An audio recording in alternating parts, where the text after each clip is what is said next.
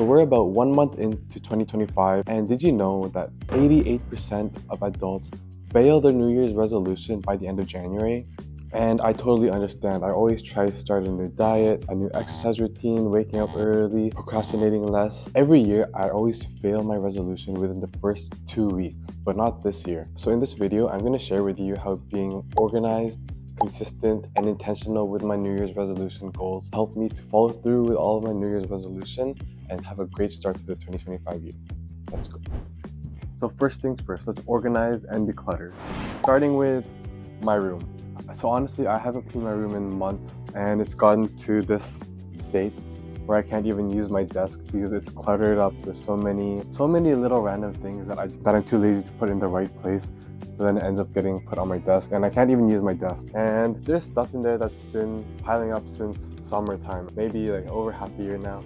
But if you think about it, it's actually kind of gross. So I read an article recently, and it said that a clean room can lead to reduced stress, increased productivity, and even happier and healthier lifestyle. So that's what we're gonna go for today. And yeah, hopefully after I clean this room, I reap all those benefits. I don't even know where to start, but let's get this room cleaned.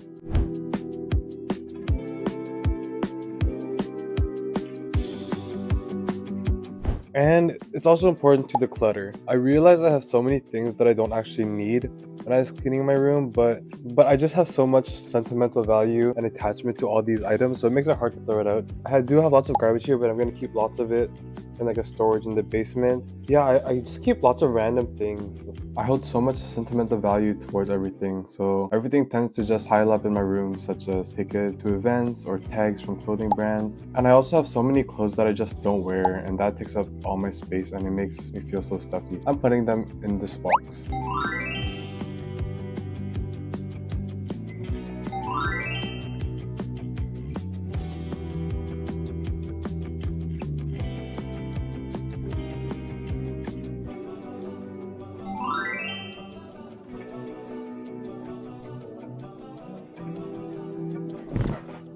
So I'm done cleaning my room now, and honestly, I feel so much better already, and I feel like I can do anything in this room. I feel like I literally couldn't do that before. And I get that cleaning your room can be very boring and time consuming, which it was for me. It took at least 5 hours. But this is your reminder to clean your room so you can get more productive and more organized. Anyways, now that I got that out of the way, I'm gonna go on a run. And it's still quite cold, and when running, the biggest problem I face is consistency, I think. Last time I started running again, I immediately went for like 5 to 7K, but then that was so unsustainable and I only lasted like 2 or 3 runs before I like gave up. So that brings up the question, what's more important, consistency or intensity? But I think the answer is quite simple. There's a quote that says, consistency consistently makes intensity a fool.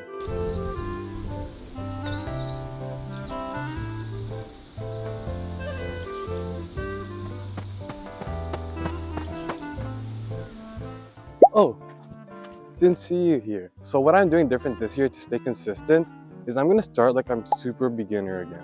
I used to be able to run pretty quick, at least compared to my speed now. But honestly, since I haven't ran for a while, my speed has gotten slow again. And that's okay. I'm going at a pace that's comfortable, and that's helping me to stay consistent. And I'm not pushing myself too much right now. My first 2 weeks in January, I'm only running like 2 times a week. And this week I managed to run 3 times. And I don't want to say it's because I'm lazy, but I just am so swamped with so many other things. But I'm still trying my best to make time for running because this is one of my goals for this year. So I definitely think that pacing yourself quite literally in running and like in your goal setting is a great way that actually helped me in being consistent with my goals. And yeah, anyways, I better finish this run. Let's go.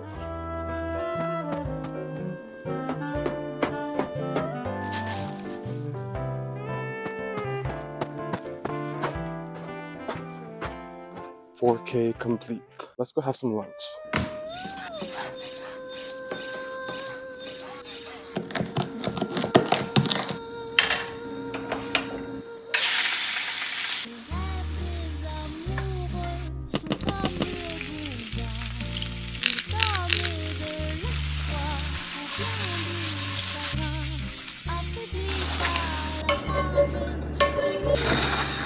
So So something else I've been consistent on is my healthier diet. I'm not following any strict rules, but I'm primarily trying to avoid sugars and just eat food that just looks more healthier. Just like chicken breast, asparagus, quinoa, and I also often have salmon and other mixes of vegetables, and it actually tastes really good. And for snacks, I really like to just have like cashews or pistachios. And with this change of diet, I already noticed that I've become so much more energetic and less lethargic. So I actually have the motivation to do the activities and tasks that I have planned for every single day.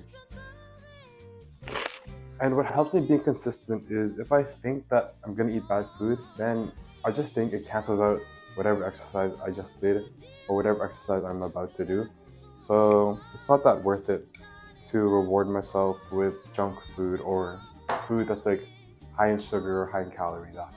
And I feel like if you exercise and then eat healthy food, it maximizes the result. I didn't do research on this, but that's just how I feel, and it's working, so I'm gonna go with it.